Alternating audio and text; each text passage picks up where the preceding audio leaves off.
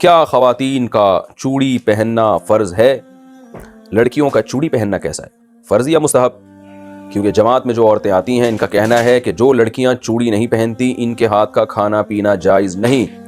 احمد صاحب ممبئی سے۔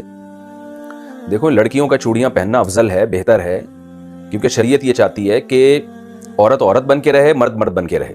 تبھی نبی صلی اللہ علیہ وسلم نے مردوں کو عورتوں کی مشابہت سے، عورتوں کو مردوں کی مشابہت سے منع کیا۔ اور ایک خاتون کا ہاتھ آپ صلی اللہ علیہ وسلم نے دیکھا جس پہ مہندی نہیں تھی، تو ان کو تنبیہ کیا آپ صلی اللہ علیہ وسلم نے۔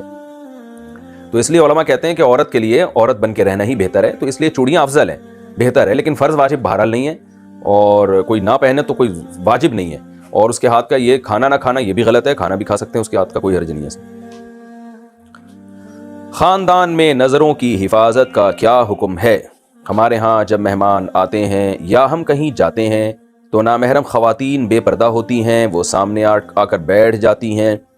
والدین اصرار کرتے ہیں کہ ان سے ملاقات کرو، اگر ہم مسکرا کر بات نہ کریں یا بے تکلف ہو کر بات نہ کریں اور نظر کی حفاظت کریں تو اسے بد اخلاقی سمجھا جاتا ہے اور رشتہ داروں کے ناراض ہونے کا خدشہ ہوتا ہے۔ ایسے میں ہم گناہ سے کیسے بچیں؟ حارث صاحب، دیکھیں، رشتہ داروں میں جو جوان لڑکیاں اگر آپ سے پردہ نہیں کرتی تو وہ گناہ گار ہوں گی۔ پردہ کرنا عورت پہ فرض ہے، مرد پہ نہیں ہے۔ آپ اپنی خالہ سے، پھوپھی سے، رشتہ داروں سے ملنے کے لیے جاتے ہیں تو اگر ان کی بیٹیاں ہیں، کزنیں ہیں یا اور رشتہ دار خواتین آپ کے سامنے آ کے بیٹھ جاتی ہیں تو یہ ان کو شریعت گناہ گار کر رہی ہے۔ آپ نے کام کیا کرنا ہے، آپ نے ہنسی مذاق بے تکلف ہو کے نہیں کرنا ان کے ساتھ، اور جتنا آسانی سے آپ کے لیے ممکن ہو نظر کی حفاظت کرنی ہے آپ نے۔